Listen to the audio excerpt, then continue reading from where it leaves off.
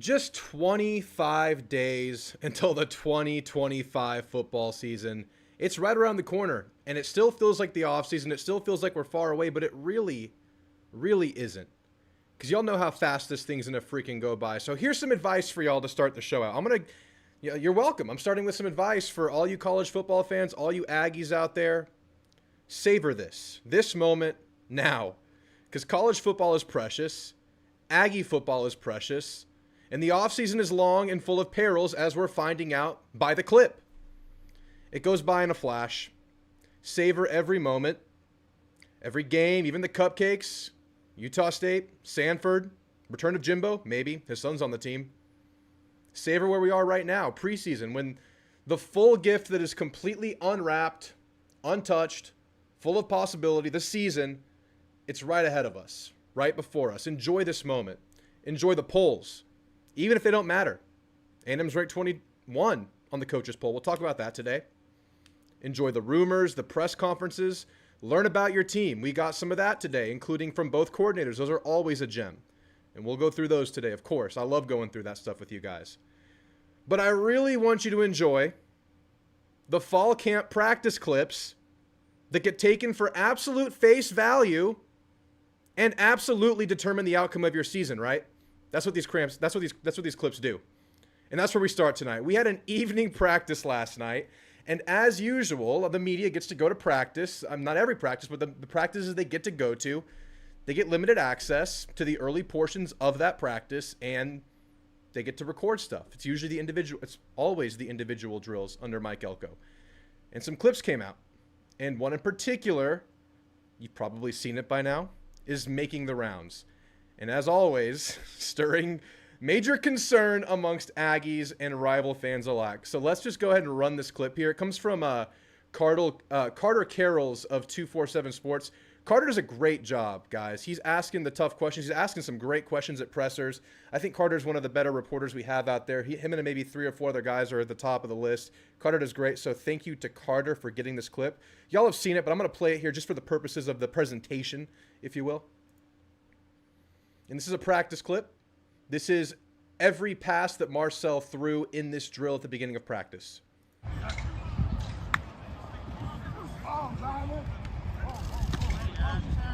And that's the overthrow everyone's looking at. Throw 2, fine. Little behind, fine.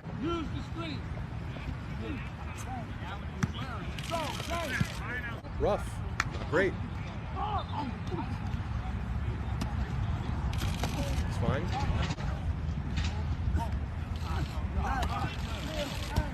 Heisman, I mean, obviously. Yeah, that's the one that gets the Maxwell right there.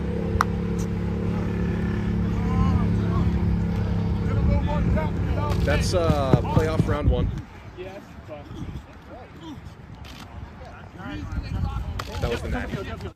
Yeah, so those are the clips that dropped, right? And as we talked about, and as you know, it's blown up. And yeah, the first few plays in the clip, not great. Looks like Marcel overthrows Bussy on that first one, your first watch through. But honestly, it looked like Bussy might have been mentally buffering in the middle of that drill, because he was going out for the route, and as soon as he got past the dummy defender that was the coach, he just kind of stopped playing, and Marcel threw the ball as if he was going out for the route. Okay, whatever. And then there is a bad one to Craver. It was like a miscommunication between the quarterback and the receiver, just not on the same page. It was either the wrong throw or the wrong route depth, one of the two. That happens, but the rest of the clip, fine, totally normal. And here's what I love about what Carter did with this clip. He posted full context. Most practice clips are the highlights.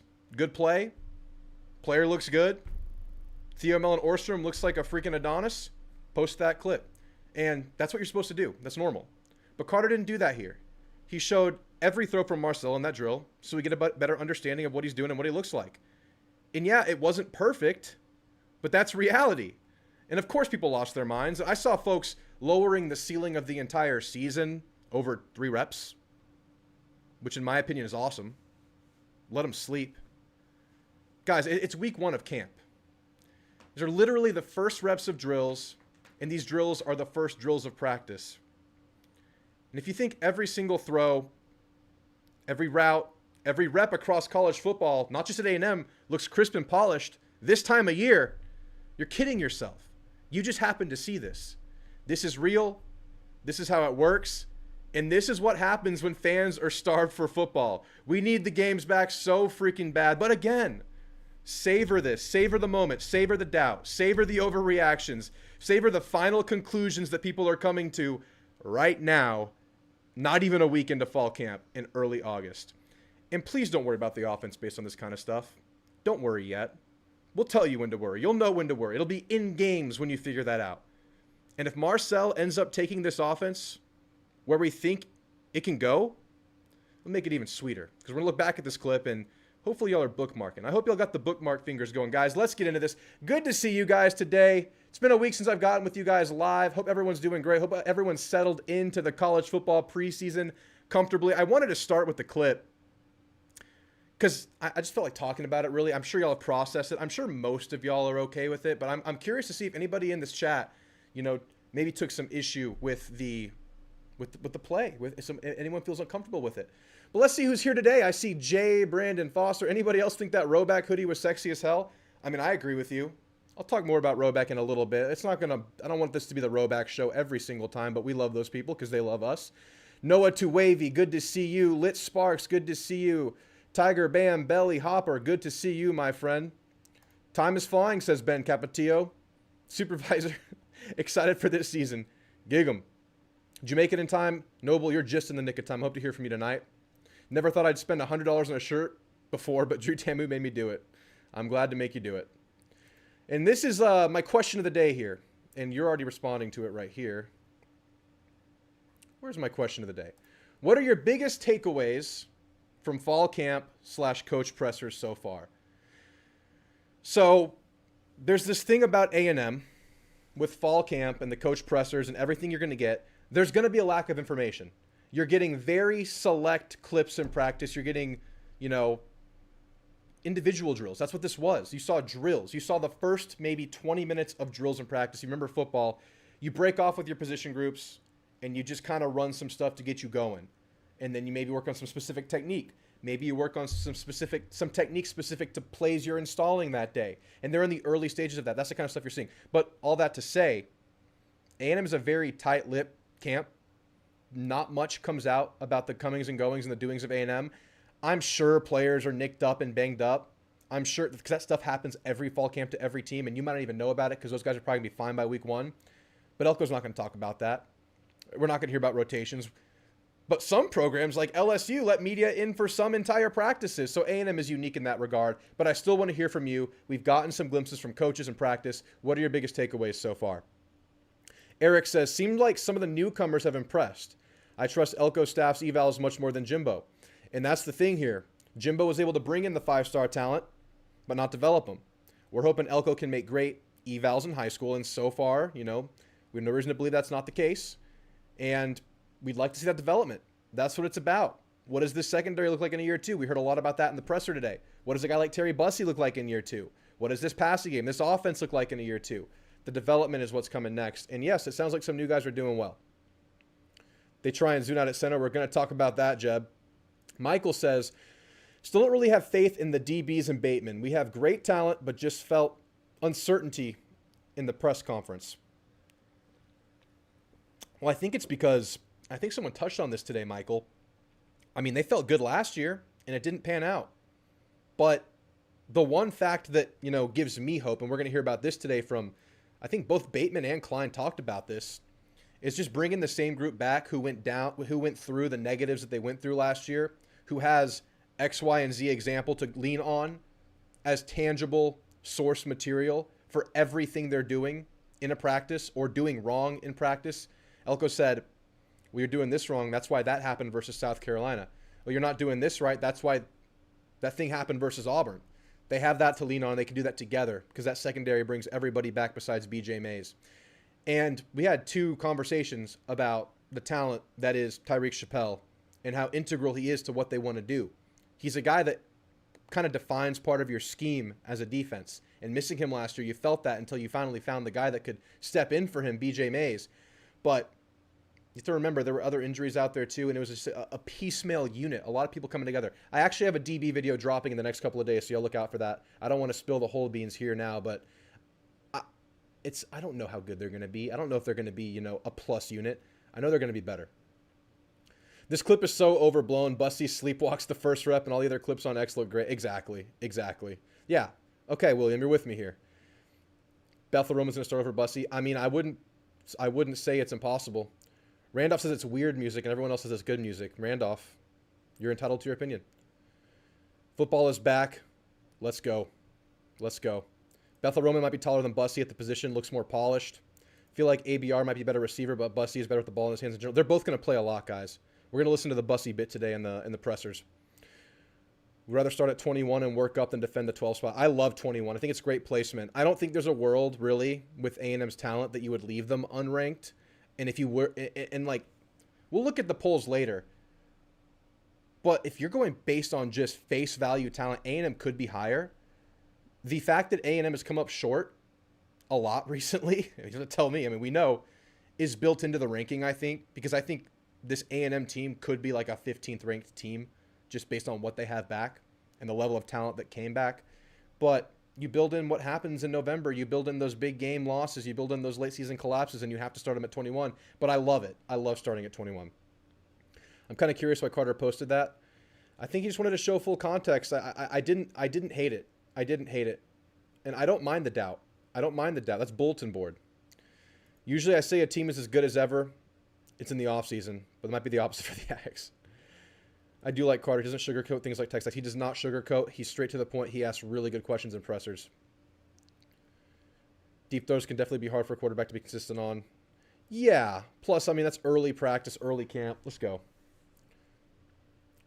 Just wish we would have heard the coaches get pissed about both of those drops. I want to hear that every rep means something important. I would guess that you didn't see them getting pissed on or getting pissed at about those reps, because it happens. It happened. They're not getting away with that. I have a clip from Elko today where he talked about the persona that he envisions for this team.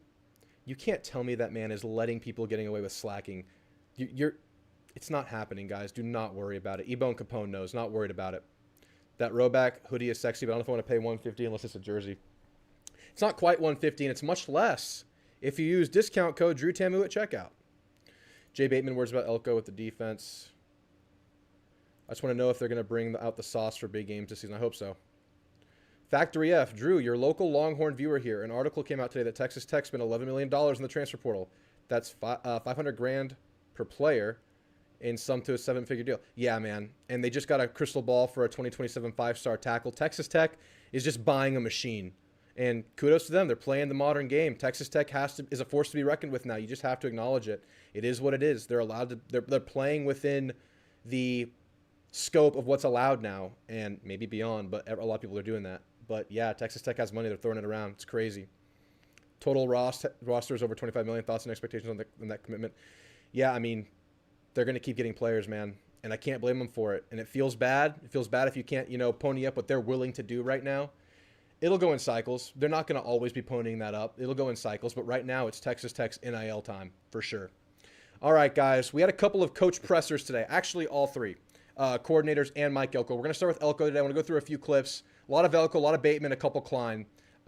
Keep in mind, this is a call-in show, guys. If you want to call in, chime in on what we've seen so far, chime in on the clip we got, chime in on the clips we've gotten of camp, the coach pressers, the poll, call in now, and I'll put you in a waiting room. I'll pull you guys in one by one after we go through these press conferences. We're going to pull some nuggets out of these conferences that you saw.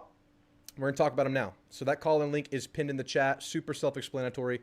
Just click it. Super easy to do. All right. Let me get my notes ready. We're going to get right into these clips.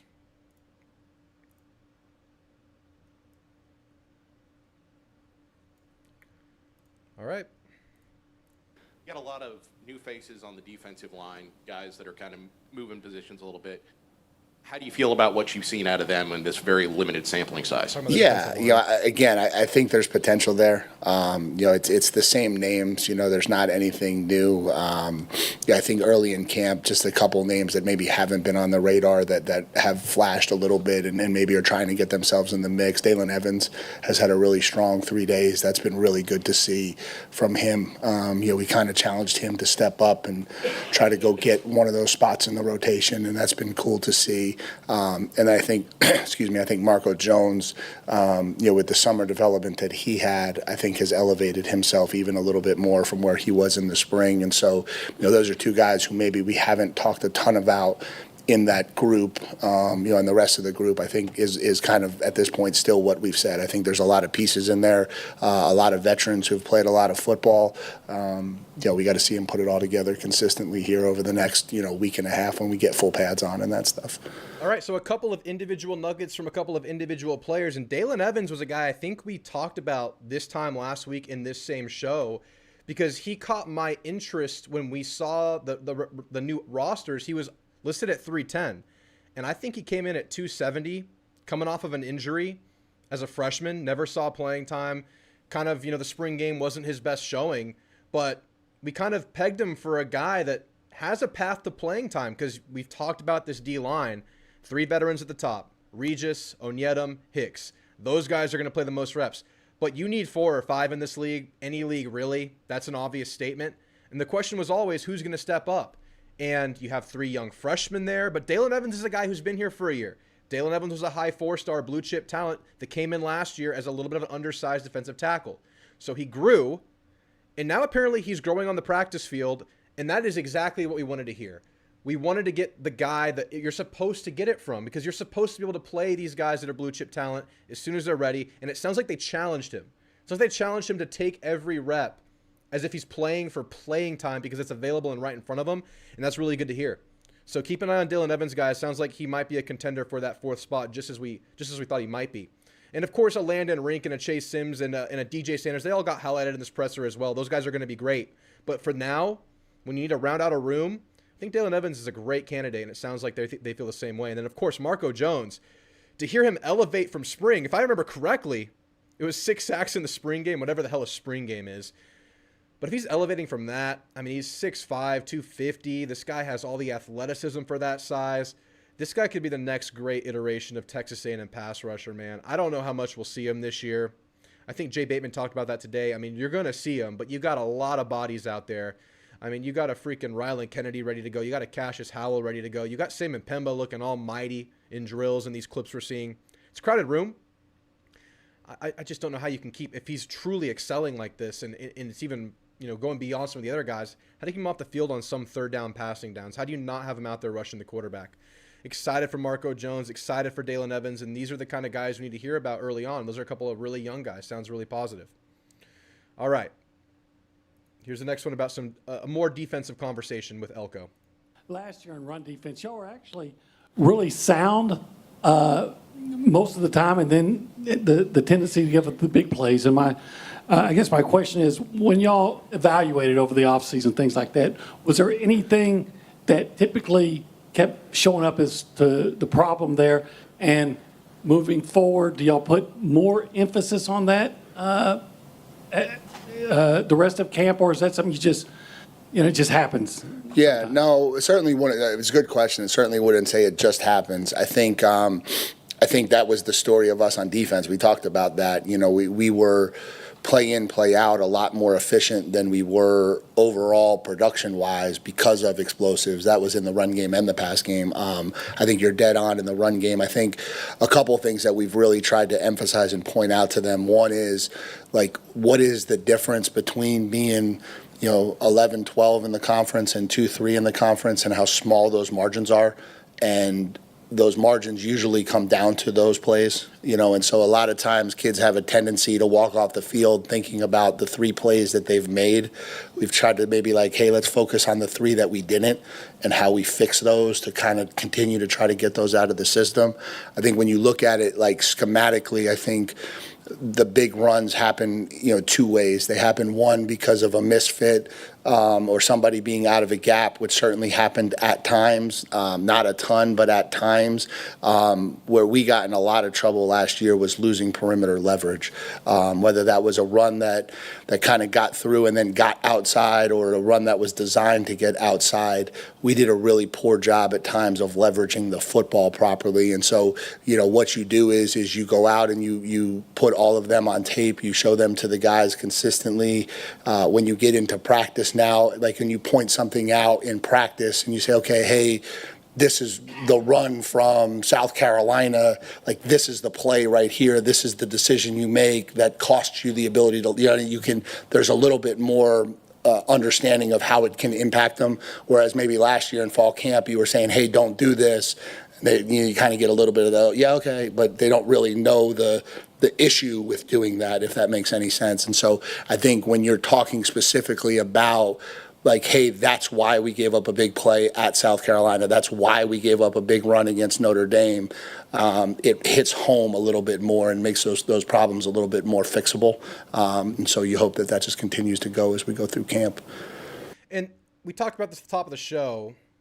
A lot of people still uncertain about what this defensive back room might look like, but this is the upside of the defense, right? Bringing everybody back. Bringing the same group back that went through all those struggles last year. And like Elko said, and like we saw, it wasn't every play. It wasn't every down. It wasn't every series. But there were just moments in games where you just got screwed. It would be a safety misfitting a gap. Think about South Carolina, big run breaks outside, maybe 3rd down. You have a safety misfitting. You have a safety taking a bad angle. You have a defensive lineman, an arm's length away from the quarterback and they whiff on the tackle. It were those kinds of moments. And now they have the luxury, bringing back, 7, 8 starters on that defense if you count Chappelle, of looking back on your experience, back on your struggles and saying, you're doing this wrong in practice, and that would equate to what happened in this game that you just went through last year. So that's where I see the ceiling. That's where I see the upside of this defense. Just bringing it all back. That's experience in college football. Continuity is hard to come by this day and age. And this team has the luxury of having that, and Elko here is talking about what exactly that can bring to the practice field. All right, now we're going to shift to offense. This is just a personnel nugget here. Surprising to me. It was surprising to you, too, I guarantee it. Hard answer. Hey, Mike, just as Mark Naboo continues to come back from his injury, just what have you seen from him so far in fall camp, and just how competitive might that center position be in competition? Yeah, I think, obviously we want competition across the offensive line, and I think we're getting it. I think we have 3 kids who have a chance to play center for us. Mark and Coley are the obvious 2, and then I think Trey Zune is another kid who's getting a lot of reps in at that position. I think what we've seen from Mark is a kid who's now, I think, confident and trusting it. In the spring when you first come back, it's still sore. It doesn't feel exactly like you want it to. There's probably a little bit of a lack of trust in terms of how healthy you really are. But then you come out of it and you're okay, and you go back to work in the summer. And so I think, through 5 practices, I just think he appears to be back to the player that we always thought he could be. And so that's been good. And I think he's taken another step from his competitive nature. I think he's taken another step from his ability to finish blocks. And so, again, hopefully that continues as we move forward. So we heard about it when this staff first came in regarding the offensive line, when that was such a talking point coming off of 2023, 22, and 21, where it was such a struggle. And it was like, we find the best 5, we find our best players, we worry about the fit later. We find versatility, we find guys that can do the most, and then we slide them in wherever we can. We want the 5 best guys on the field at all times.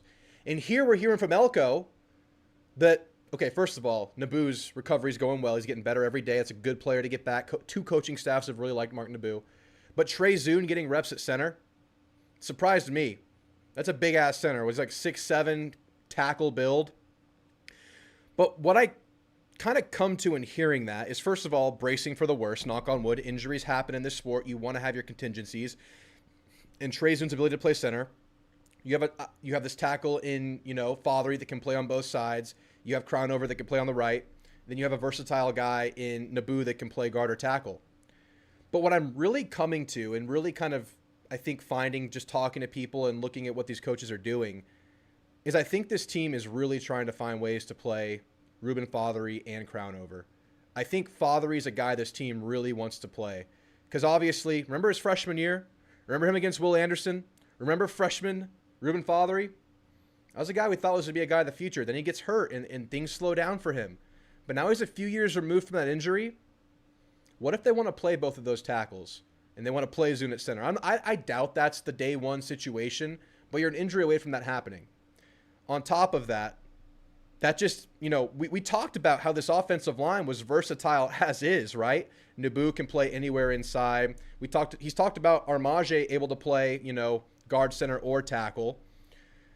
Now Trey Zune can play center or tackle. Fothery can play both tackles. I know you have 7, but it ends up being more than that when you have such versatility. So, the bracing for the worst here, because y'all remember what happened to this team when guys would go down. The offensive line struggled. When Basantis went down, Shanahan had some good moments, but he had some really bad moments too. You deal with that inconsistency when you play young guys. Same thing can be said for Dewberry. In this situation, that sounds like they're trying to avoid having to play young guys. It sounds like they have the guys on this roster and on this offensive line depth chart that can allow you to plug and play as needed. So offensive line injuries, everyone hates them. They hurt your team a lot because of the nature of the offensive line. If one does bad, the whole group suffers. But this is a contingency or maybe the game plan for the future of this offensive line. That was crazy, guys. How did y'all feel about Trey Zune getting some reps at center? That was wild to me, but you know what? It makes sense when you kind of think about what they've been saying over time. I have one more, big picture Elko statement here. And this is one I wanted to kind of reference regarding the practice clip that a lot of Aggies weren't thrilled with. So let's hear him talk. I just wondered, what do you hope to be the identity of your team this season, and how do you hope to instill that after you, I did a two-parter too. That's okay. I think we've opened up the floodgates now. Thanks, Mark.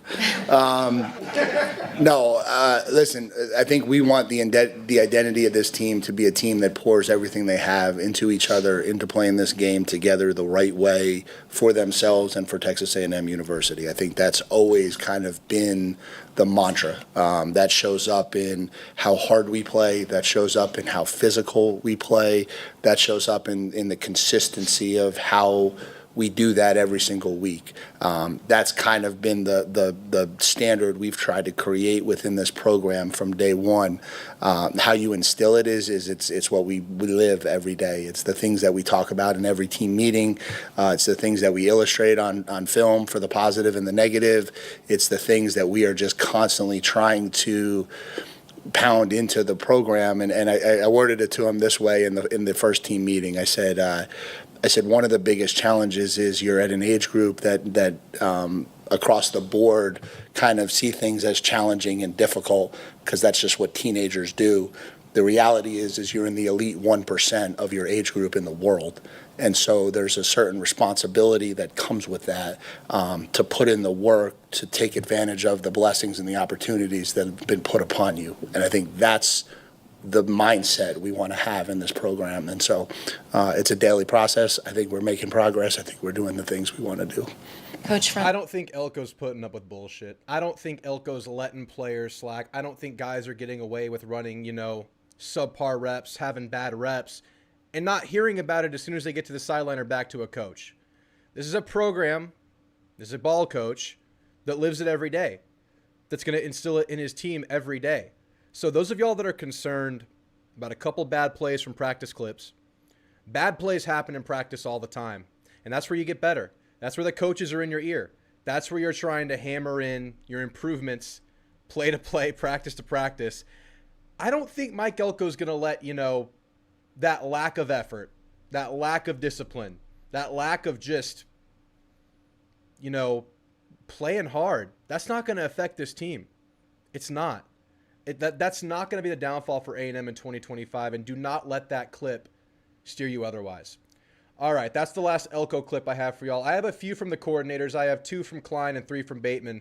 Let's check in with the chat real quick before we get into those.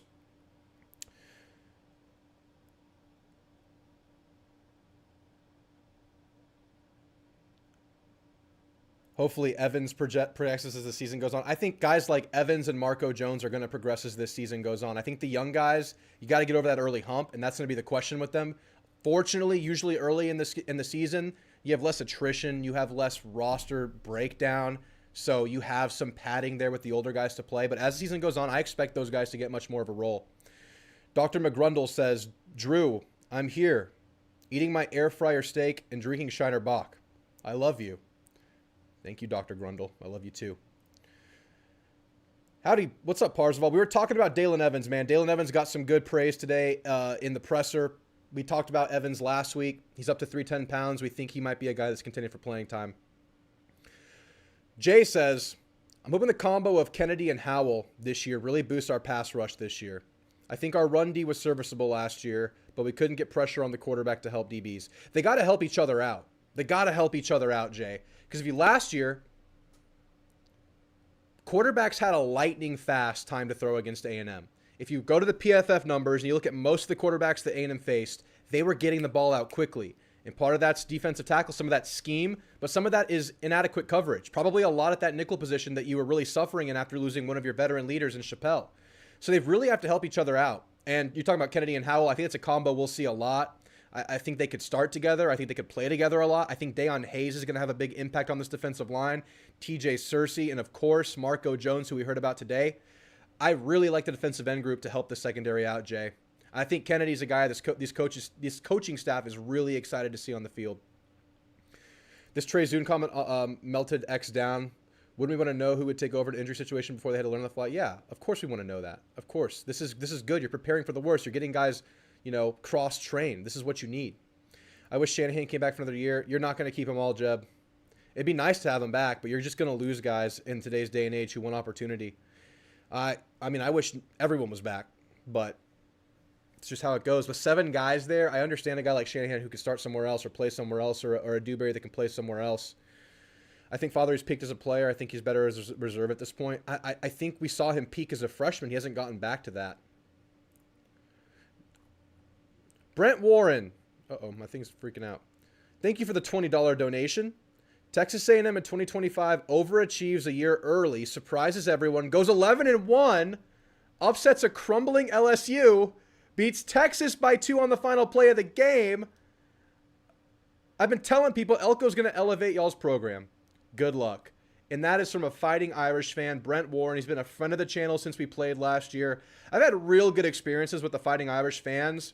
They've been really, really respectful. It's kind of been like a mirror of the A&M fan base because that's what we're known for too. Really appreciate the $20 donation, Brent. Look, I appreciate your continued support of the channel, and I can't wait to talk more about our game. We're just, a few weeks away from it, man. I can't wait. And I know you'll have a big one before you play us, so we're not your full focus yet, but we're thinking about that Notre Dame game. Got to get through UTSA first, but we're thinking about that Notre Dame game. Thanks again, Brent. What up, Cannon? Good to see you. Elko has instilled his exact philosophy and culture that he set out to do day one. Exactly, man. And we heard about it from day one. Last media days, we heard like the whole offseason philosophy from the players who were at media days and Elko himself. It's all accountability. It's all discipline. Stuff that maybe was missing before. Fixing some of those habits. They have accountability drills in the offseason where players are grouped into pods. I wish the SEC was grouped into pods, but players were grouped into pods. And if one player missed, the whole group suffered. That's the kind of accountability that Elko's instilling off the field. You have to imagine it's on the field, too, in an even bigger way. I do think Bateman's a good linebacker coach. He really is. He's a good recruiter, too. I think he's a good relationships guy. Excited for Rink. Just need to add a little weight. He got up to 290, but, yeah, I think 300, 310 is good. And I was thinking about this D-line, not to take too big of a segue because we'll be here all night. Thinking about this defensive line outfit. And one of the talking points in the offseason was the lack of a true nose, no 325 McKinley Jackson bruiser. But the couple of guys you have at the top that are going to play some nose, I think you have some good size as an aggregate. I mean, DJ Hicks up to 315. Albert Regis, 6'2", 315. That's a low squatty guy that can get under offensive linemen. I think, Dalen Evans at 310 is a big guy. You're not lacking for size. You just don't have that one archetype. But I think as a whole, your defensive line size looks pretty good. We'll see how that looks in the run stop. It's going to be a big deal this year to see how the defensive tackles complement this linebacker group that we think can be really, really good in Scooby and York.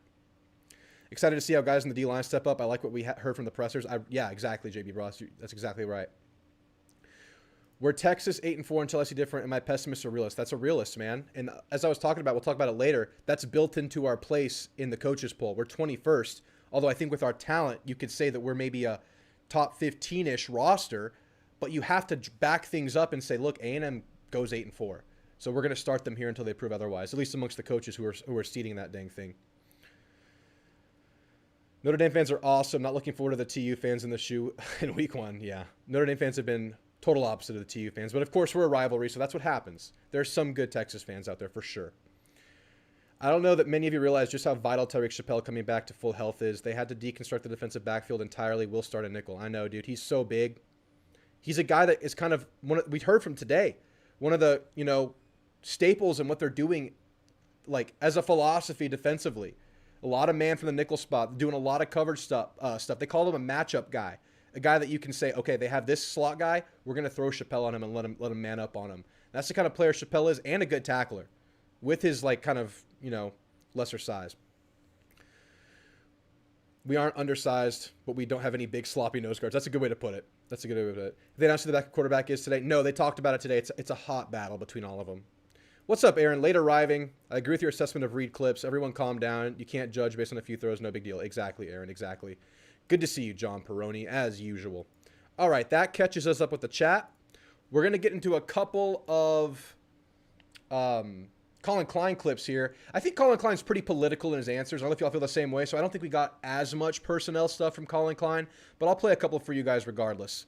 This first one is about installing the offense, doing it last year, and what getting into year 2 can kind of mean for that.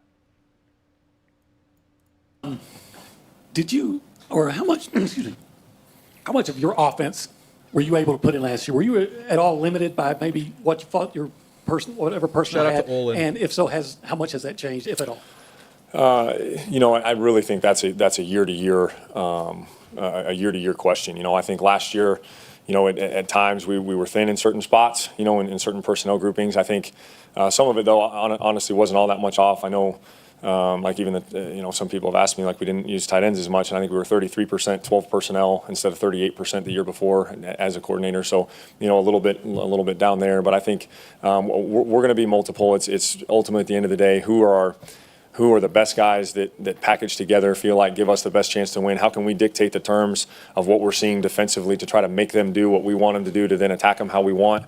I think it's, the whole offense was in, but we probably, are only going to use a certain percentage of it based on those people that are healthy and what we're doing and then the family of defense that we're facing that week. So, but I do think we will be able to take steps and use more of that because our capacity has grown. I mean, all of our players, every single position group has really, really taken it upon themselves to deepen their level of understanding about the game of football. Our capacity has grown. And that's exactly what you expected a year 2. He's not saying anything groundbreaking here, but he's stating it for us to hear and think about. Just getting into year 2, you think about last year. How many times have I said this offseason? But it's true. Everything on the fly, everything from the ground up, and maybe by the end of the year you had your full installation in, but guys just, aren't immersed in it completely like they should be much more now. And that's the benefit of getting here. That's the benefit of bringing your staff back, and that's the benefit of bringing 5-0 linemen, a quarterback, a running back room back. Guys can enter in practice 1, having gone through base practices, base playbook, base formations, base plays, and grow from there. So the capacity has grown, and he also touched on just understanding personnel better, understanding things that you can expect from XYZ player, because players learning expectations and playbook is one thing, but coaches have to learn their spots with guys, especially with this very, I think versatile is a good word, but I think you have a lot of guys on this offense with very clear roles. I mean, like Craver's going to be your deep threat. Concepcion's going to be your underneath guy, your end around guy who can break big ones off. You look at your tight end group. You have Borkashire, Micah Riley, blockers. You have Amari Nyblack, pass catcher, borderline receiver. You have Theo, does a little bit of both, and he needs to take that next step. He could be a big X factor in this offense. You have these pieces, and you're a little bit more familiar now. You're more familiar with this running back room. You're more familiar with where this offensive line is really strong, maybe areas to shy away, because even in a good offensive line, you have your strengths and weaknesses relatively. All that stuff comes in year 2. I'm glad to hear him emphasize that in this presser. And I'll play one more. Again, not too forthcoming with info for Colin Klein, but here's him talking about that receiver crew that we're excited to see. Colin, obviously you've had a lot of turnover at wide receiver. Can you kind of point out some of the differences that jump out to you when you see these guys?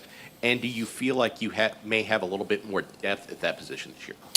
I think most definitely on both fronts. I think first of all, our strength staff, Coach Moffitt and his entire crew have done a great job of preparing those guys. I mean, from just a GPS speed standpoint, change of direction standpoint, in practice, there have been gains, and there's been some of those guys that have been here, and then even the new guys coming in, some of the strides that they've been able to make and the changes they've made to their bodies, their movement skills, change of direction skills. Like, I think all of those have improved over the last 4 to 6 months. I think, when you talk about KC and Mario as a couple of the new additions, I think both of them, what sticks out to me about both of them is they both love to compete. They both love the game of football. They play extremely hard every single snap, whether it's blocking, whether the ball's coming their way or not. And they're team guys. Like, it's if quarterback misses a ball, they're going over there and encouraging him, like, hey, we'll get the next one. And there's a really good, not just skill set of route running, understanding of coverage, those types of things of actually doing the job, but there's a lot of intangible things that they've brought to our unit that I've been really excited about. You look at a guy like Ashton Bethel-Roman being in the program for a year, how he's developed and some of the things that he's put on tape in the first 5 days, I've been really, really excited about, and has got some really, really home run potential, some top end speed, but still being able to have that top end gear and be able to detail his routes like he's doing and how he's done and the development he's had over the last year has been great. Isaiah Williams, I could say basically the same thing about how he's developed and gotten stronger and is playing a lot stronger here this year than he did last year. So I think a lot of good things out of that group. So he's just talking about the development of this receiver group, talking about some of the new guys, but I really like the continuous, mention and, they're just all talking about ABR. I feel like ABR has been like a constant thread for a couple of years that coaches just have to mention. And, there's a clear spot in the rotation for 1 or 2 receivers to get a lot of playing time. And I think, 25 days out right now, I feel pretty comfortable saying that ABR is going to be a key piece in this offense. He looks big. I think with this receiver room, and you want to read into some practice clips right now, I'm going to do it. We kind of build this receiver room as being a little bit undersized, and I think losing Noah Thomas was a big piece of that perception. But just seeing these clips we're getting of these guys, and maybe this is just not being accustomed to seeing college players, this receiver room doesn't look small. They're obviously not a super tall group, but they're all about 6 foot besides Craver, at least. I think they look a little bit bigger than we give them credit for. I think they all have just adequate size, like Bussy 6 foot, KC 6 foot, ABR 6'1", Isaiah Williams 6 foot. And I think the bodies have all matured, and that's just year 2 of Tommy Moffitt. Time in the weight room. Time in Tommy Moffitt's jungle compounding. So I think that's going to really show in some of these areas, secondary as well, Marcus Ratcliffe, but really in this receiver room. And I think ABR is going to be at the top of that list that's not in that trio at the top that we all know about. And I think Isaiah Williams is a guy we have to look at too. I mean, remember the spring game? That was a surprise, what we saw in the spring game. And again, getting the mention here. I think for sure ABR, and I think Isaiah Williams will be knocking on that door too. And we'll see if a TK Norman or Jerome Miles, who actually practiced for the first time yesterday, we'll see if they can crack this thing too and get in there. Because I think Amari Nyblack's be playing some receiver for A&M too. But all right, that does it for Klein. I'll check in with your comments real quick, and we'll finish this thing off with Bateman, and then we'll look at the poll, and I'll get into calls with you guys. Let me see if we have anybody waiting. Only one guy in the waiting room for calls. If anybody wants to call in and chime in tonight, the call-in link is pinned in the chat. Y'all get in there. I see a couple of y'all waiting now. I see Red Leggett. I see Noble Guy. I'll get to you guys here shortly. Let's check in with the chat real quick, and we'll finish up with Jay Bateman. Gary Mertens, good to see you, Gary. Defensive tackling needs to improve. Elko will improve his play call. Coverage talent is better. Quarterback pressures must increase. In total, D should be significantly better. It should be better all around. The only thing we're looking at here is like the D tackle depth and how that thing rounds out. But I think getting into year 2 is so big for this defense, man. I think just getting as many guys as you got back is going to help. And yeah, there was a tackling issue, and that has to help. And that's not something you can necessarily directly, consistently address in practice because of injury risk. But I would think experience helps. I would think going through, what we heard Elko talk about, them having gone through it before, is going to help.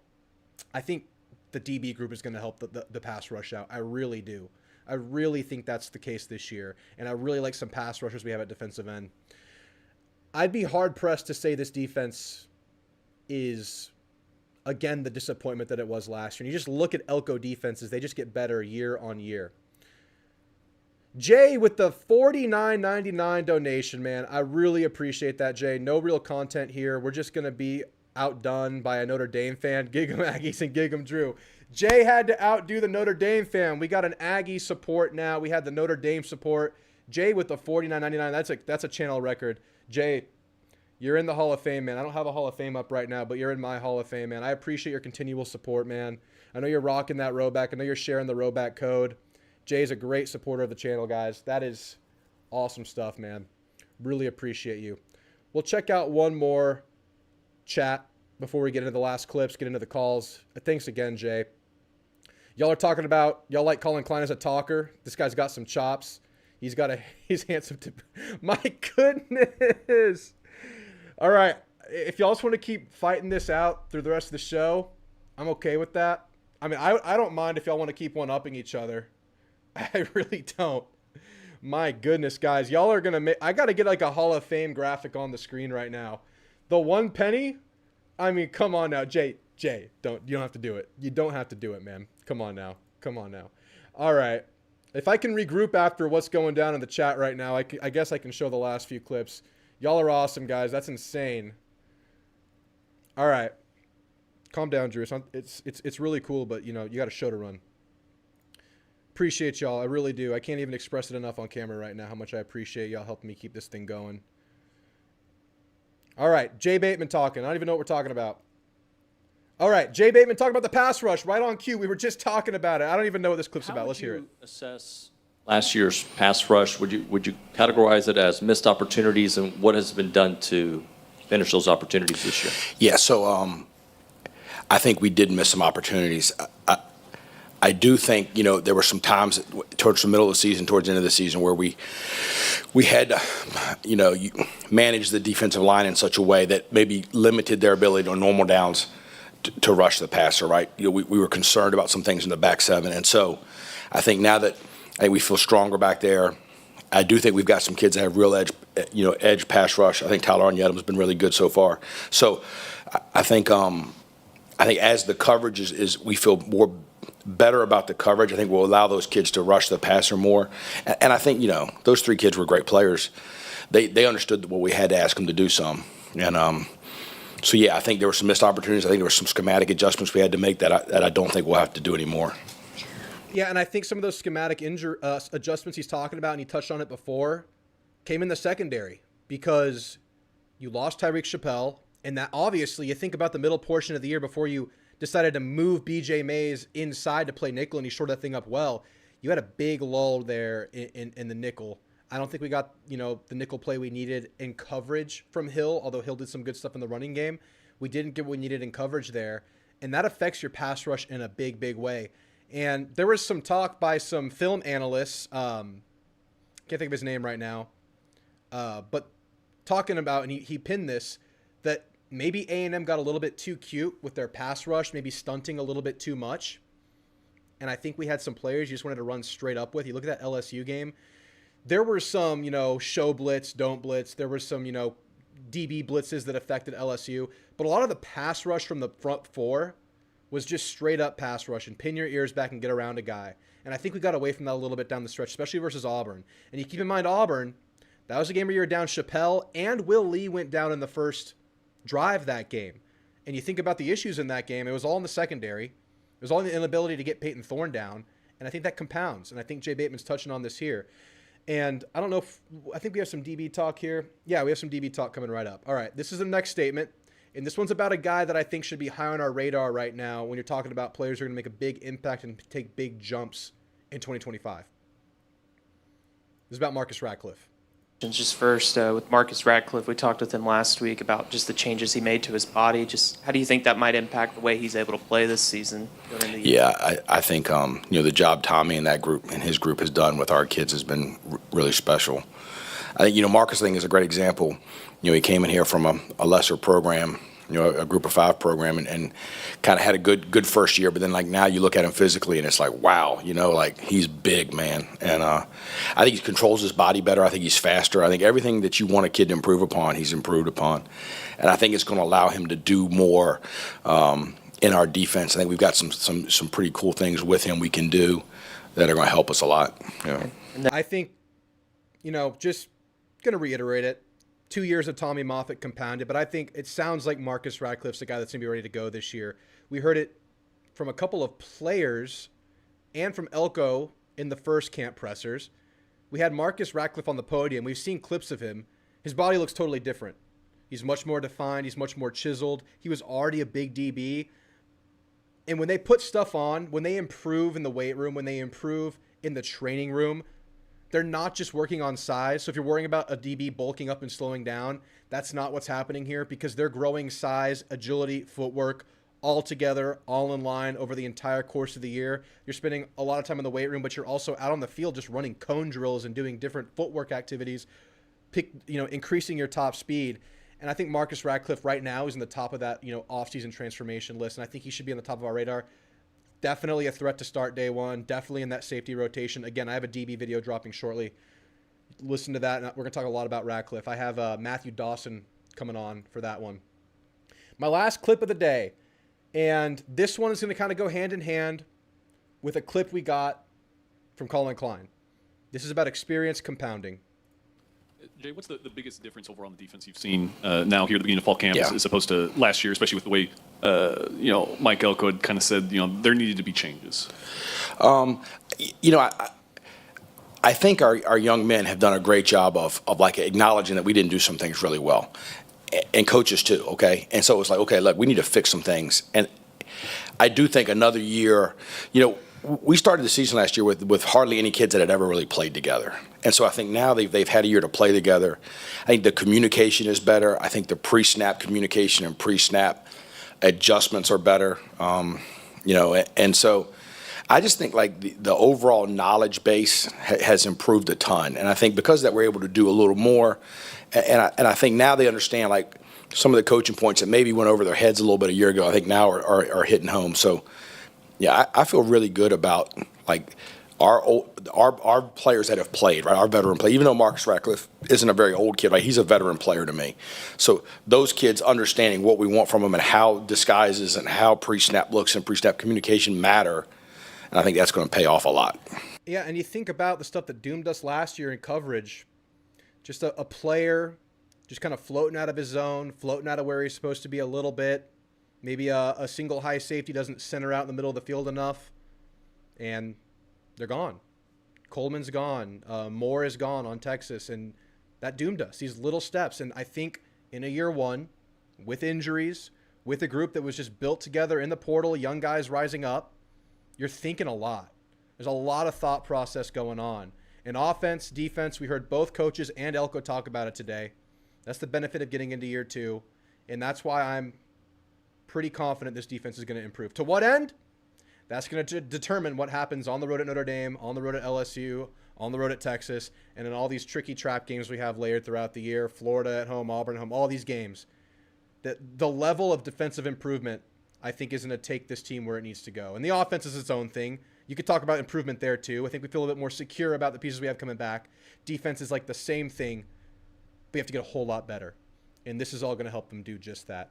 But all right, guys, those are the clips I have for you today. We're going to get into the calls here in just a second. I'll check in with the chat one more time before we do that. No one in the waiting room right now. I got Noble Guy back in the waiting room. Let's see if I can load this thing. Boom, boom. Yep, it's up.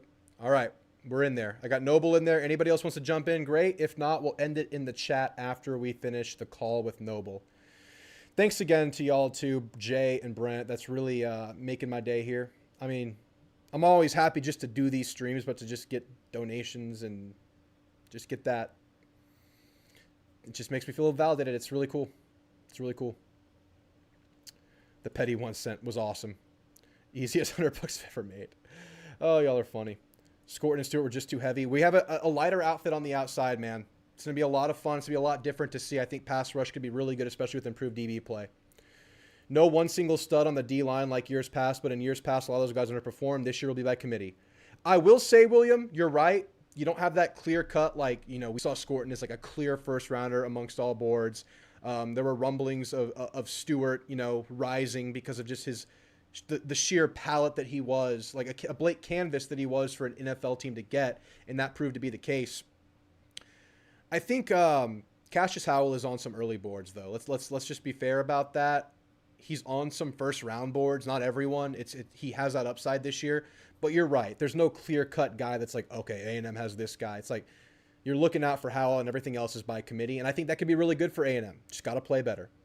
DB could be the biggest improvement in production on the squad. If they are, we win 10 games. I think I'm totally agreeing with you.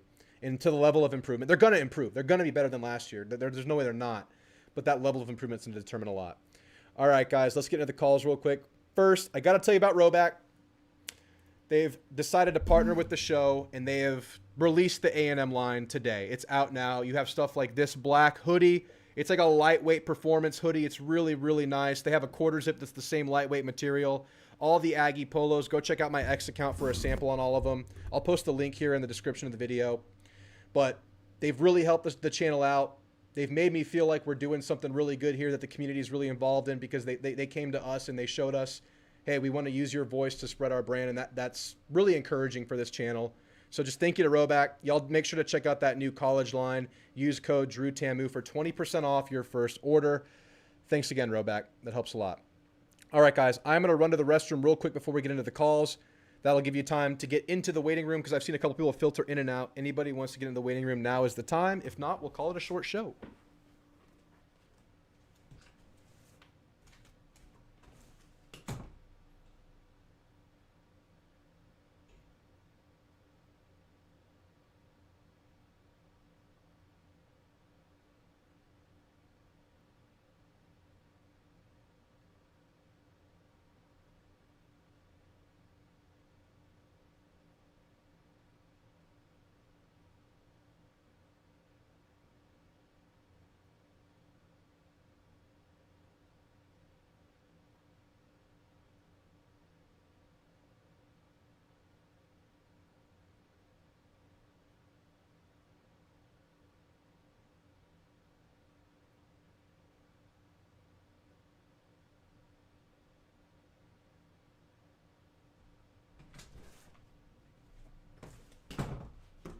All right, y'all.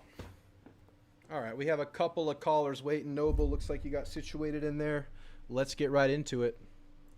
Noble, you're on with Drew. How you feeling, man? Oh, Noble, you hear me? You with me? Yeah, can you hear me? Yes, sir. Got you loud and clear. Sorry, I wasn't on the stage with you, but now we're good. How you feeling, man? Yeah, excited, as one usually is during the preseason. That being said, the overreaction online is pretty freaking funny. Yeah, dude, that's happening across the country right now, man. I mean, DJ Lagway, takes one step and he's getting criticized right now because of the injury stuff. So we had that go on yesterday. That's part of this time of year. Yeah, how'd you react to that whole clip thing? I didn't think it was I was like, oh, okay, cool. Like, I mean, didn't look great, but it was like also like, it's just, I mean, it looked like warm-ups for the most part. So yeah, I'm not going to take like a one clip, like, out of context. And so, when I saw everyone like kind of like jumping up and down on it, I was surprised and not surprised at the same time. But I think the main thing is just like my question is, do you think that these guys have access to social media during the off season or Uh, the preseason, the fall camp? yeah, I don't. Elko doesn't strike me as a guy who would take that away. Just given the freedom he gives some of his players, like they can wear whatever they want, they can kind of do and say what they want. I'm pretty sure Mhm. they have access. I think there's probably like a guidance counselor or a leadership counselor guy that tells them to be careful with it. So I'd be Yeah. surprised if Marcel didn't see it, but I know some players can take it upon themselves to stay away from that, and I haven't seen Marcel on social media much, so who knows? I'm sure it got to him through, at least by proxy, like a player in the locker room. It must have gotten to him, but I don't think that stuff's unusual at all. I think bad plays happen in practice all the time, especially early in fall camp. That's what happens.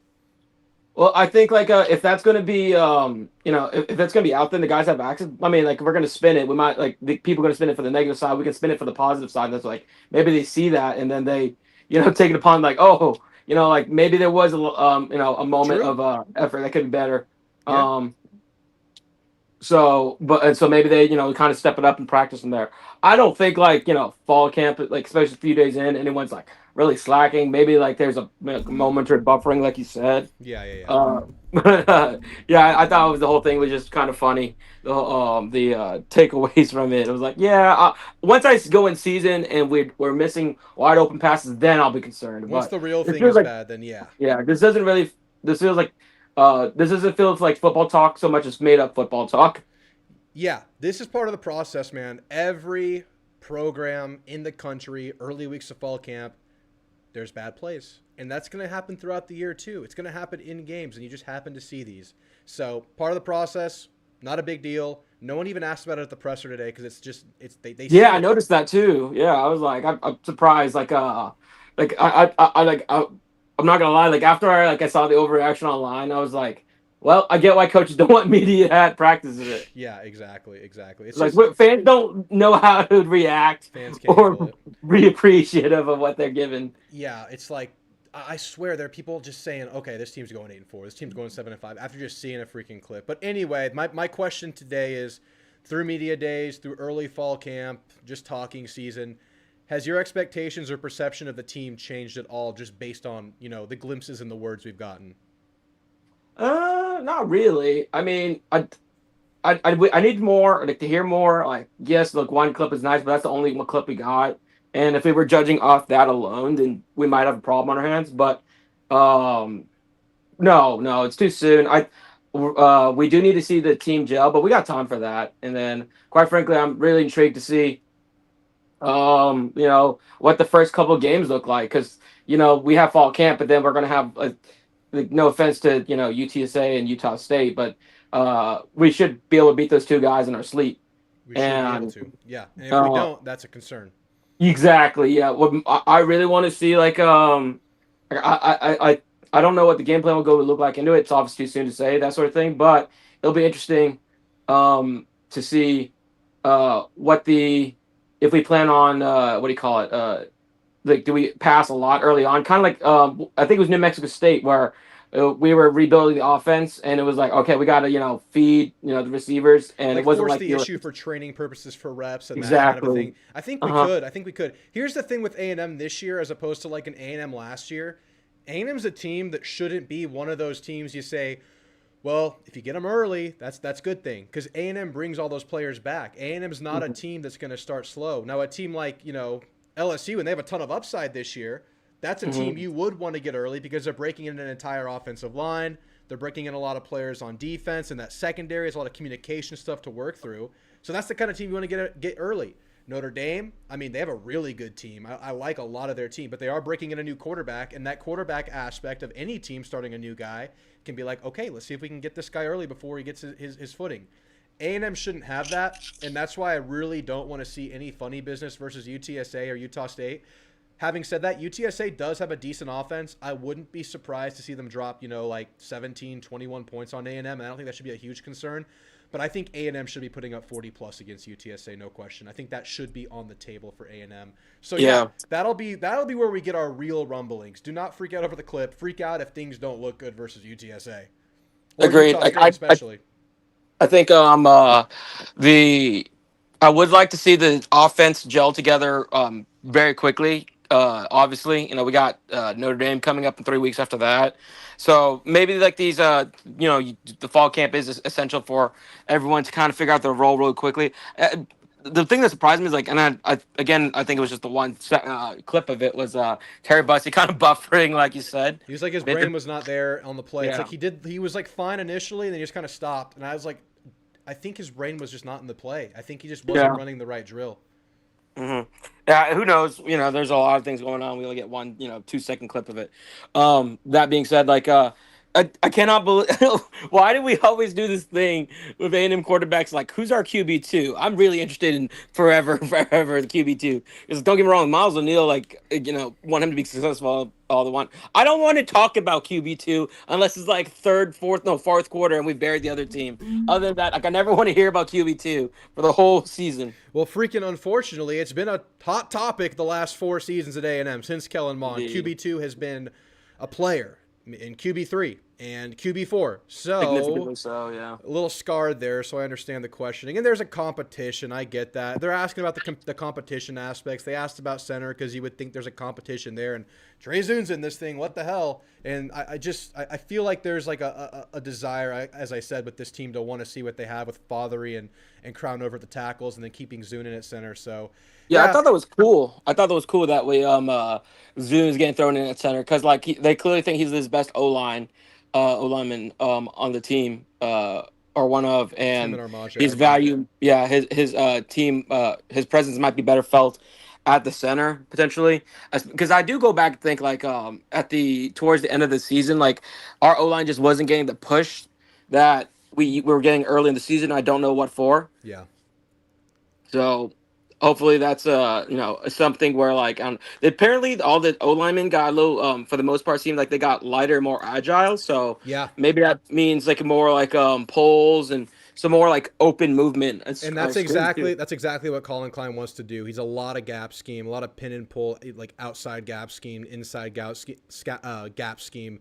And they're going to do more of that this year, I would think, because there was a lot of zone scheme last year because it was more similar to what they had run before. And that definitely shows in the weight loss that these players went through. I'm actually going to have a big segment on that in my offensive line vid that's coming out later. So you nailed it right there with that. And they're moving players around. Different guys can do different things. So we'll see. Noble, any closing thoughts today? No, just more football. I watched a little bit of the, the SEC show. Oh, is it out? Yeah, it is. So it's kind of like, it reminds me of Drive to Survive, where like, yes, the actual competition is the foundation for everything, but they're much more narrative based around specific programs, around specific weeks. Yeah. Unfortunately, A&M happens to be the final week. But that being said, it was a nice bit of like, it was really cool. It was really cool to see the inner workings of the team. Like they really didn't show any other games. Like we got a brief mention during the Florida episode. I think it was like week 1 or episode 1 where they showed like us like kind of picking off DJ Lagway and whatnot. But aside from that, like they really focused on your team. So not even like even when we were playing Texas that week, it was all about us and like nice. How we're So that was cool. And then shout out for the RHOBACK. Picked one up. I got the maroon one. So nice. Yeah, I'm excited. Good awesome. Big things for the team and for Drew. Yeah, we're trying to grow it, man. I don't want to stop. I want to be able to devote more time to it. So it's going good, man. Yeah, I'll check out that documentary. Or it's a documentary, I guess you'd call it. Yeah, exciting stuff, man. All right, Noble. Appreciate you, man. We'll talk soon. No problem. See you guys. All right. Lit Sparks, you're on with Drew. What's on your mind tonight, man? What up, Drew? Just excited. We're getting closer. Can't believe how close we are to football season. Feels like the summer's flown by. But I'm kind of excited for talking season to come down, even though that can be concerning sometimes. But, I mean, what more can you be excited about when you love college football? I know, man. It's right around the corner. And it seems like talking season really culminated in this whole clip ordeal that we started the show with. But, yeah, I'm with you, man. We're so close. We can taste it. They're about to have their first scrimmage this weekend, so that just tells you it's getting real. Yeah, one thing I was curious on is what do you think will be better on the offensive side with the new additions there, or the defensive side with the coalition playing together for a year or so? So my gut tells me offense, and early on, I'm pretty confident it will be offense. But I really think this defense has some upside, and we thought that was the case last year with some of these players they have. And I think after they get a few games under their belt, I think if this defense is able to progress as we're hoping to, it could be a real complementary unit. But again, this has been a conversation we've had at A&M for years, and sometimes things don't pan out. So this is year 2 for Elko.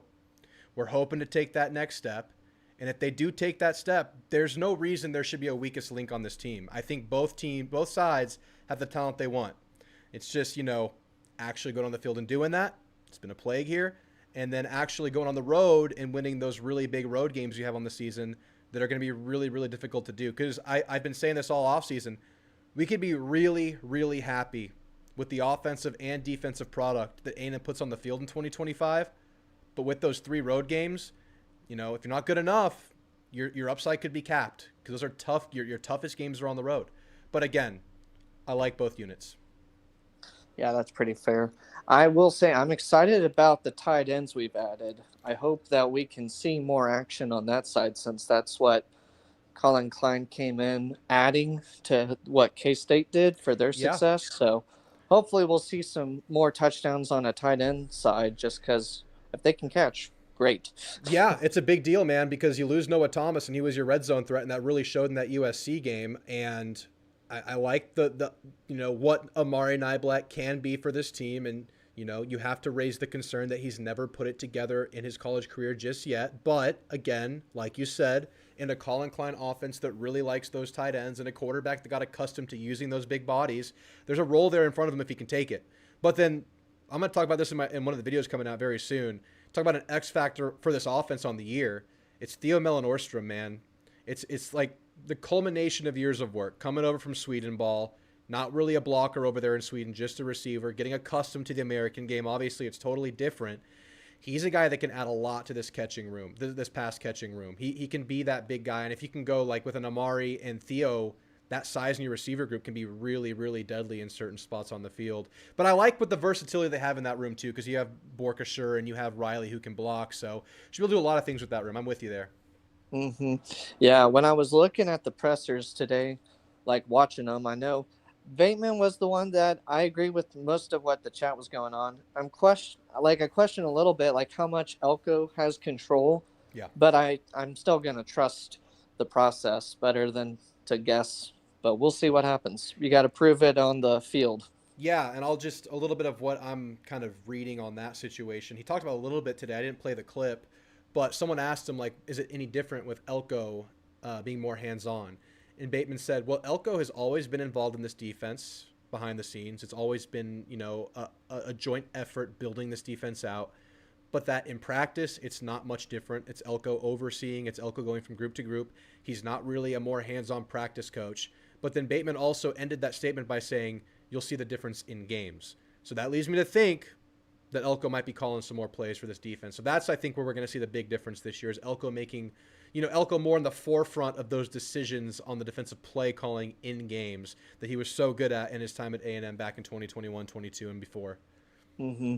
You think Lee and Chappelle will be like the 2 best corners to go to, or do you think they'll switch out just to keep it fresh? Yeah, I mean, you can do a lot of things with that. They talked about Chappelle a lot today. I didn't play any of his clips because I think it's stuff we kind of know. Chappelle is a difference maker for a defense because of his ability to cover and tackle, and that's really impressive given his size. He looks way more like a smaller corner than he does a nickel, but he just has a knack for making tackles for his size. So you play him there, but they also talked about how you could move him outside. So if that Humphrey-Des Ricks battle doesn't go how you want it to go, it sounds like it's going fine right now, but if in some case it doesn't, you can push Chappelle out there. And then you're pretty deep at corner. They talked about Shaw and Bravion today, Bravion Rogers. I think Rogers is a guy junior year who might be looking at, okay, he's a very playable player now. He's been building, he's been growing. And then Shaw obviously comes in with a lot of nickel experience from the Big Ten. So I think there's a lot of things you could do with those two. And yeah, I'm to answer your question, yes, they're leading the charge. You have a go-to slot guy, Chappelle's going on him. You have an outside guy you need to shut down, you're throwing Will Lee on him. And just talking about that makes me really, really excited for the secondary. And those are 2 big pieces to get back. But you're really going to want to see the elevation in play from that safety group as a whole, and then see what happens in that battle between Des Ricks and Julian Humphrey. Yeah, that'll be interesting because I know Hicks is young, but how old is Humphrey? Is he also a sophomore or junior? I think he's a junior in college. I think he's a junior age player. Let me look it up real quick. Because, Because he came from Georgia, but I wasn't sure how competitive he was in that Georgia locker room since they always reload. Yeah, it's a stacked DB room at Georgia, and he started 10 games last year, so he's good enough to compete and play in that Georgia room, at least for a year, his sophomore year. But yeah, now he's a junior, and I think Des Ricks is technically a redshirt sophomore now, but he's a sophomore, a true sophomore's age because he's an early classifier, so he's a year older than Des, but he's played, in that Georgia room, and that's a great experience to bring in. He actually did play a lot. True, especially on some of the wide receiver cores he had to face on that schedule. Yeah, and you look at the ones coming up and the quarterbacks coming up. I mean, you have Lagway, you have Sellers, you have Manning, you have Nussmeier. It's pretty good quarterbacks going up against some good receiver rooms too. So, really this DB room has such an impact on the year, man. Yeah, hopefully, as mentioned before, we'll have a good front line to give some pressure on all the QBs. But what do you think of that early 2027 commit? I mean, it's awesome that we got, an early commit, but it's also a little nerve-wracking that how early of a commit that can be, just because it could change. Yeah. Again, pulling a player out of Georgia, that's huge. And you're right, man. You take it all with a grain of salt when it happens that early. But I think it was about this time last year that Helleman Kasuga committed. And if you remember that 2026 class, which is Elko's first full true class as a recruiter, as the head coach, because you're working from behind the first year and a half, you got Helleman early. And that really got the ball rolling for A&M because there were a lot of early commits to follow there. And it ended up being a really good class right now as it stands. It's going to end pretty strong, probably a top, at worst 7 class, something like that. And you do it again with Jace Johnson, and you have to build on that, right? You have to, show him that you are the cornerstone of this class. You're going to build something special around him. So the continual growth of this class will be huge for keeping him. But talking about Jace alone, I love the tool set. Again, I'm not too, studied on him just yet because he's a 2027 guy. But again, just a guy that, as a sophomore, 6'3", 210, athletic, strong arm with 2 more years to grow in high school. That's just like, those are tools, man. This is like, I'm not comparing him yet. It's too early, but like Lagway build, if he can keep growing, if he can get like another inch, get another 10, 15 pounds, which is all very plausible given his age. I really, really, really, really like what they got in this guy. And again, keep the ball rolling, keep adding guys to keep this guy on board. Yeah. I was always curious because he seems like a big build, like what in the future, what the QB room would look like. Do we do better with an agile QB like Marcel, or is it one that's kind of hard to sack like Sellers, just can take hits? Yeah. I think Jace might be able to do a little bit of both, but I don't know, man. That's a really good question. I guess we'll find out a lot this year about how this offense goes if we're able to keep one quarterback in that is Marcel's archetype for a whole season. We'll get a real good sample size this year. But again, Marcel will be around for a while, so guys like Kasuga, guys like O'Neal, the other young guys you have on the roster, it's going to be a big battle down the road. And I'm liking the way this quarterback room's shaping up now. It's looking nice. Yeah, just if keeping them iron, sharpening iron through the years, that'll be good. And which I'm glad we have the retention rate we've got compared to other schools. Oh, yeah. It's been really good. This offseason was really good. The only big one was Noah, and you're keeping guys around. That's so huge. You lose some depth guys, but again, guys looking for opportunity, that's just going to happen everywhere. But really only one starter transferring out is just so big for that continual, chemistry growth. But all right, Lit Sparks, that was a great conversation. Some great questions, man. I hope you call back again in the future. You have a great night, all right? Yeah, thanks. And congrats on 3K. Looking forward to seeing how the channel grows. Thanks, man. I appreciate that. You have a good one. You too. Bye. That was a great call from Lit Sparks. All right, moving things right along. Play to win. How's it going, my friend? Hey, Drew. It's going pretty good. I don't know how I missed the show last Tuesday, but I did. I must have been busy or something. Yeah. I was like, I can't believe this, man. We're coming into August 30th. It's about time for football, man. We need to do some talking and, talk about our Aggies. Yeah, it's what that's what I like to think of as nugget season, because we're getting little nuggets about the team kind of trickle fed to us every week, and we're just getting more and more excited. It's that time of year, man. We got the shiny, wrapped present right in front of us. Who knows what happens on the year? It's all possible right now. But how are you feeling about the team right now as it stands? I know you're pretty high on them last time we talked. Man, I'm feeling great about it. So everybody stay healthy. You hear that, Ruben? Stay healthy. I know. That's the big thing. Yeah, and just everybody stay healthy. There was something I saw on. I don't know if you follow On3. Oh yeah. JD Piquel, and he gave a prediction of the season. And I think it's pretty realistic. He's got us winning all the way through to the LSU game. Yep. Shows us losing it, and then we win at Missouri, win at South Carolina. We win against.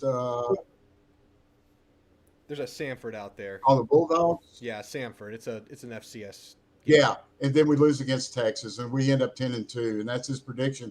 And I feel pretty strong and confident about that. I did say that I think we'll lose against Arkansas. Dude. That's still a high probability because, we've won 10 years in a row, and we're going to Fayetteville. That's the only thing that bothers me. Yeah, I know. And that game's always crazy. That's when I have triple circled on my schedule right now. I'm going to drop my schedule preview here pretty soon, a couple of weeks. And that is one that, I'm nervous about. Because that Arkansas game, not only is it a tricky game, I was looking at the schedule, you realize you play that one the week after you play Florida and the week before you go to LSU. So it comes at a tricky time, a trap game part. But talking about J.D. Piquel's prediction at 10-2, I mean, yeah, I can see that playing out, but there's some scary games in there. Auburn at home is weird. Auburn's one of those teams this year, play to win, that I could see, 10 different scenarios playing out for them. I could see them going 4-7 or whatever the math is, 4-8. I could see them making the playoff if, Jackson Arnold hits. And that's a tough game at home. That's always weird. In the SEC, for whatever reason, the away team has won a lot of those games in our matchup with Auburn. So that's a tricky one. Florida's going to be good. I feel good about playing Florida right now because they play 3 really tough games. It's LSU, Texas, and Miami the weeks before they play A&M. So they might be battered and bruised. But, I mean, I can see there's a world where A&M's undefeated going into LSU. There's a world where A&M's undefeated going into Arkansas, and that's a scary game. That Notre Dame game, though, you win that one, all your dreams all of a sudden light up, and you're really thinking about it. That tone setter in week 3 is a big one play to win. Yeah, and I saw our looks like our initial national ranking. We're 21st. Yes, and I think that's a great spot for us. I think A&M is worthy of being a top 15 team based on roster, but we've come up short in recent seasons, so I totally understand building that into their ranking and having A&M earn it. And again, it's a preseason ranking. It's not going to mean much at the end of the year, but I think it's a fair starting point. I think I like making us earn it. I like the team seeing that and saying, okay, we have room to move up here. Yeah, I feel the same way. We've always had to fight our way to the top. Yes. It seems like we always found ourselves in that position. And Aggies, we're fighters. We're the fighting Aggies. Yeah. We'll fight to get up there. And the good thing, what I like about the start of the season, Marcel Reed is our quarterback. He's not coming in to take over for a quarterback. Exactly. He's good to go. And I know he's dotting all his I's. He's crossing all his T's. He's got that playbook memorized. And I just hope Colin comes up with some things and better than what happened at that Texas game last year. I mean, I get so upset when I think about him. Was it Amari Daniels kept running him inside? Yeah. And the whole Texas team was just like, yeah, we're waiting on you. Yeah. We're here. And that was their strength. We're playing right into it. That was the worst showing of the year for the offense. And again, you're down Le'Veon, you're down Reuben Owens. At that point, your receivers aren't doing too much for you. But I think they went away from some things that could have worked well in that game. But, I mean, you're right. I mean, you start week 1, bring in experience. It's not one of those teams that's going to struggle early because of lack of experience at A&M because you have it across the board. And that should benefit them greatly. That should help them, come out the gate strong. And I look forward to a game versus Notre Dame knowing that. Although by then, Notre Dame at least has a few weeks of reps to get in. Notre Dame has a bye week before A&M in week 2. Go figure that. But I like the prospect of this team starting the season strong for those reasons. Well, I like our offense came back. I mean, we're just about intact. And I think we upgraded at receiver is the only area you really shifted around. Yeah. Yeah, I was looking over that Bussy. Let's see. Bussy, KC, and Craver. And yeah, Mario Craver. I think we're overstacked with talent, you know. Yeah. But I'd rather be overstacked than under. Yeah. So, yeah. I mean, he made sure Mike Elko and the coaching staff. I mean, they were looking at this real close. You know, this guy's come through the portal. Yeah. Made a difference. Going to make a difference in our defense. I think these guys are going to really be up for it, and the return guys are going to be. You remember, like I said the last time. Remember those games we lost last year? That South Carolina game was a disaster. Yes, it was. And the way it went, I think we were tied going into half, and we came out and just got strung. Yep. But there's a lot of difference this year, and I think we're twice as strong this year. Offense, defense, our special teams, I'm sure, are going to be phenomenal. Oh yeah, I don't talk about it enough. I mean, you bring back Tyler White, and he's a guy that could cough and corner kicks on demand. He's a great punter, and let's hope he keeps that up. And you bring in like a fifth-year guy in Randy Bond. That's just great. You bring back your kickoff guy in Zirkle. You have your whole kicking crew back. You have your main returner back in Bussy. So yeah, we don't talk about special teams enough ever in football, but it should be fine. It should be good at A&M. I think we're good to go. Yeah, all the way around. I mean, it's going to be quick. You want to wake up and go, oh, it's Saturday, August 30th. I know. That's what I'm saying. I'm trying to savor it. At the top of the show, that's what I said. Savor every day right now because it goes so quickly, and all of a sudden we're in the offseason. And the offseason, unlike the real season, the football season, takes forever. Yeah, exactly. I mean, but the football season it's 12 weeks, and if you blink, you'll miss it. Don't blink. It's quick. Savor it's it. not a baseball season. It's not 162 games. And hopefully A&M gives us something to savor this year. All right, Play to Win. Appreciate your time. You have a great night. We'll talk soon. Okay, buddy. Soon. Bye. Later. All right, last caller of the night. It's Mr. Teagan. How you doing, man? Haven't heard from you in a while. You been good? Hey, man. How you doing? Doing good. What's going on? I thought I'd take a quick break from editing and come say what's up, man. You know the grind of an edit better than anyone. Can be a long night, man. I've had some 3 a.m. nights editing recently, but, it's part of the fun. Oh, yeah, especially the amount of captions. You begin to wonder, did I even learn the English language with the amount of times I've had to fix my own captions? Well, at least you're catching them while you're editing and not when the video is already out if you're having typos. That's the key there. But, yeah, man, it becomes a drag and it goes on and on. But, hey, I'm happy to help you out with a break. How you feeling about the Ags, man?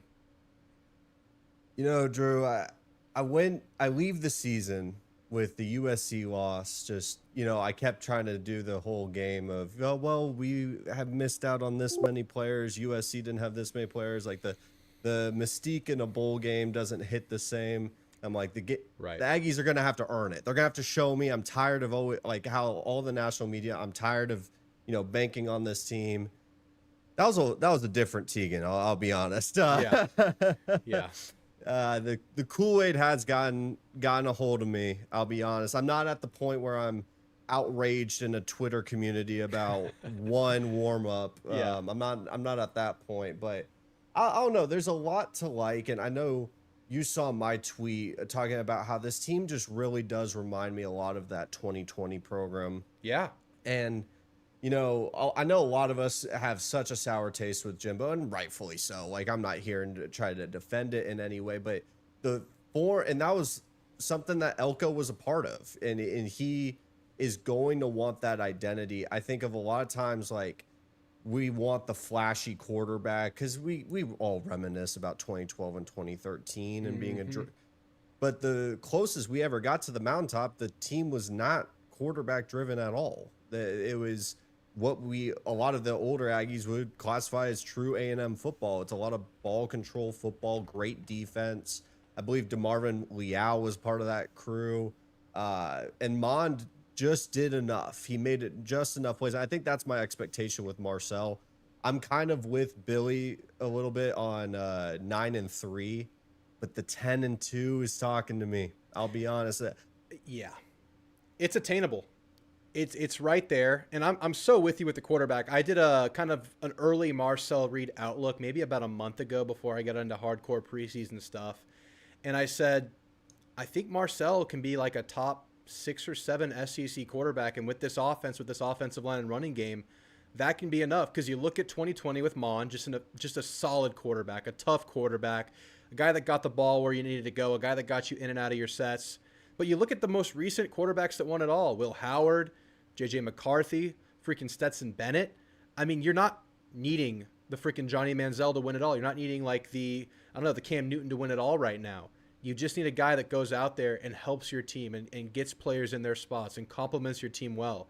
And yeah, if your quarterback can, rail off some 40-yard touchdowns, pull a zone read for a 15-yarder here and there, that's great. But really, with what you have around, you touched on the 2020 team, you have the offensive line like that team had, the experience like that team had. You have the running backs, maybe even a better overall room than 2020 because that was a year before A-Chain, if I remember correctly. Mm-hmm. No, that was A-Chain. That was A-Chain on the bench. But he really broke out in that Orange Bowl Correct. game. It was driven by Spiller by a lot of it.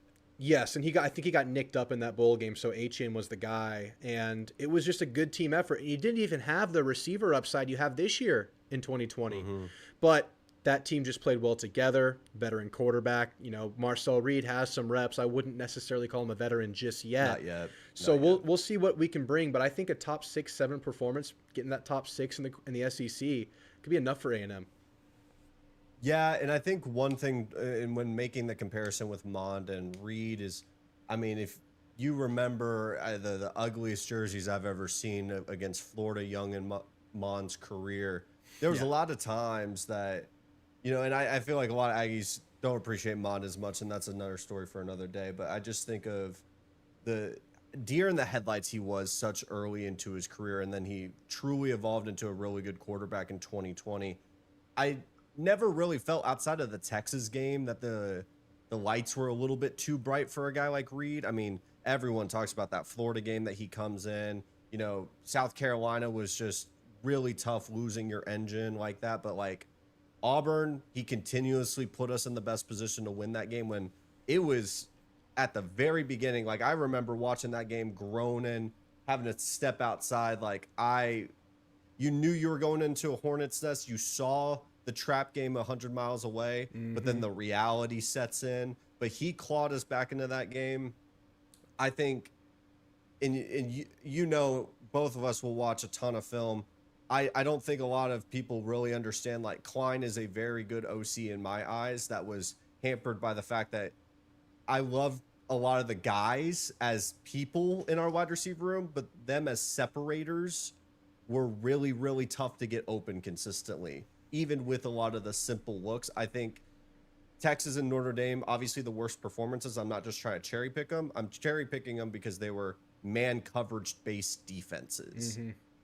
And once those got taken away, the thing that Connor did really well against Missouri was it was a zone defense, and he was able to pick them apart. But then he goes to LSU, a man blitz defense, and it was a struggle fest. Yep. I think the best thing I could see from these practice clips, I know I'm kind of going over the place, is I know AT mentioned it. It looks like Reed got rid of his dip in his throws on a lot of these reps, which is such a good sign for this RPO game. Yeah. Yeah, man.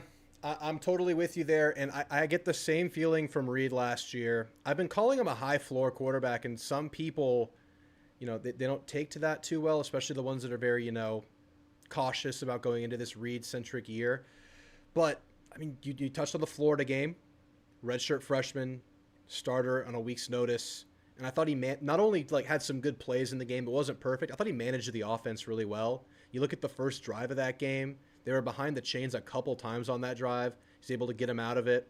You look at those games late in the season, in the bowl game, it was a defensive meltdown. Reed brought us back again, just like he did versus Auburn. And that was kind of there were some, really, really good quarterback plays outside of just being kind of the solid offensive, kind of play runner that I was touching on in Florida. I just think he brings you a level of operation as a quarterback. I think he's a better operator than he gets credit for. But let's see what he can do with these receivers, man. They didn't get the separation they could have last year that you felt like we missed last year. And, when the engine, as you called him, went down, you had to try it. You had to lean on him more because you couldn't put it all on Amari. And Amari was dealing with his own injury too. And, it exposed you a little bit there. So now you come in as a much more complete outfit. I mean, I'm with you, man. I'm starting to start sipping on that Kool-Aid a little bit. But again, just some tough road games this year. Tough pitfalls on the schedule. Let's see if we can overcome them. All right, I'm going to close things out, Tegan. Give me some thoughts on that defense. How you feeling right now about 3.5 weeks out?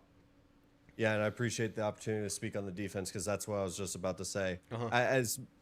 As much as everyone points to the question around the front seven, I'm trusting the fact that it's Mike Elko, and it's kind of like Lincoln Riley in quarterbacks. If quarterback's the question mark, I have a very good feeling I'm going to get a good answer. I cannot remember a time that I felt so good about a depth in a secondary. Oh, yeah. Like, the fact that Chappelle came back, the fact that, we don't need Humphrey to be that CB1. We have Will. We're set on that area. I think we have a sneaky good safety room.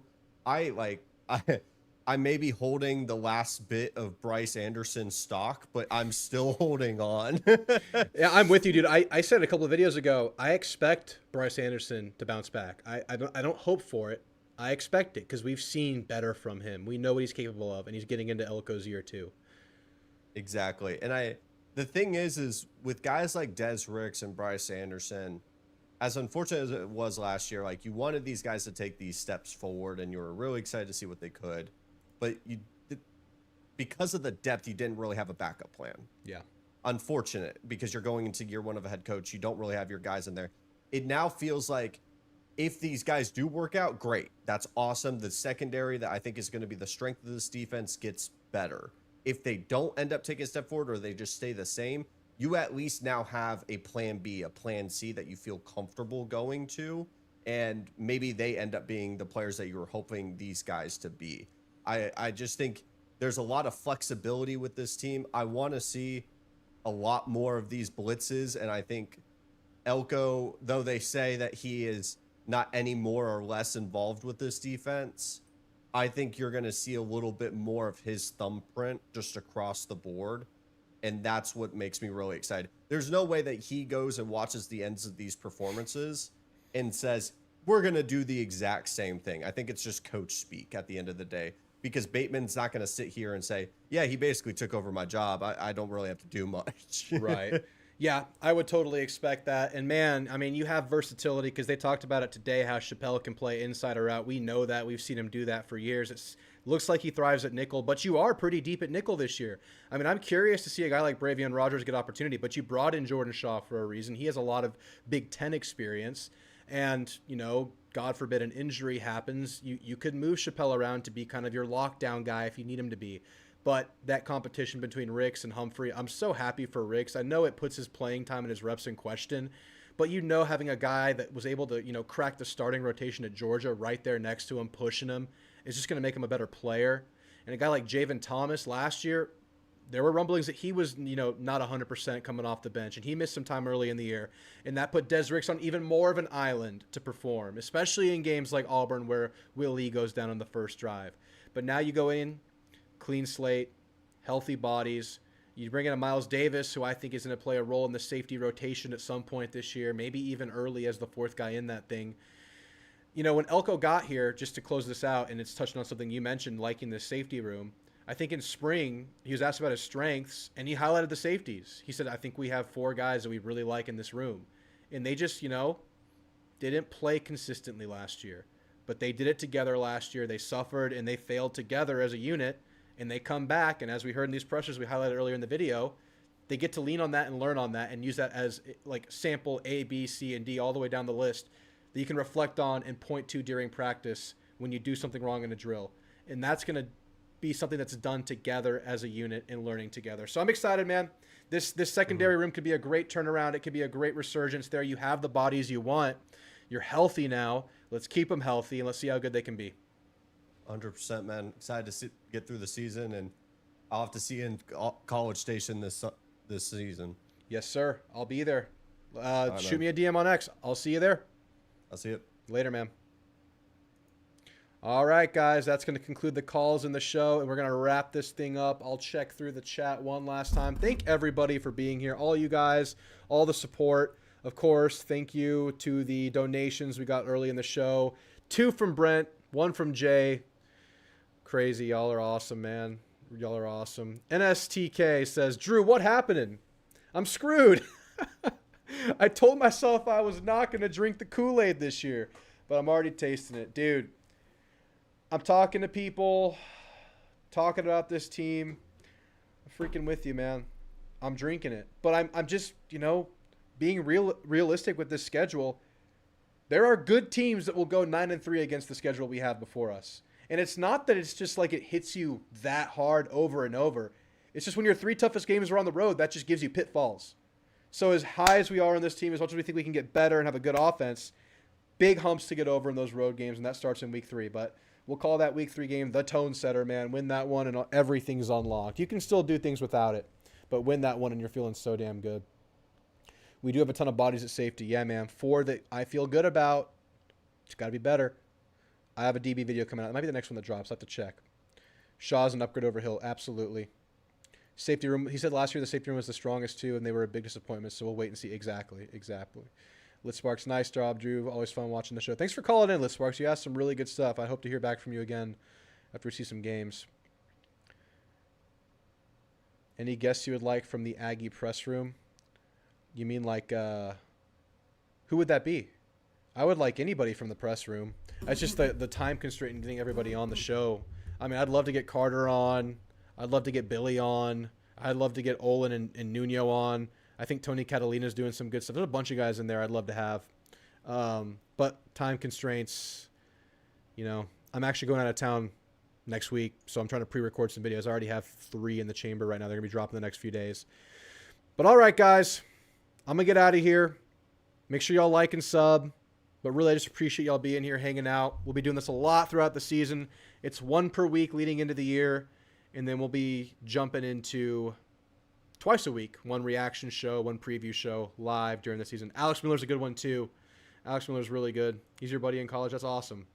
Yeah, Alex Miller's doing a really good job. Some good guys out there, man.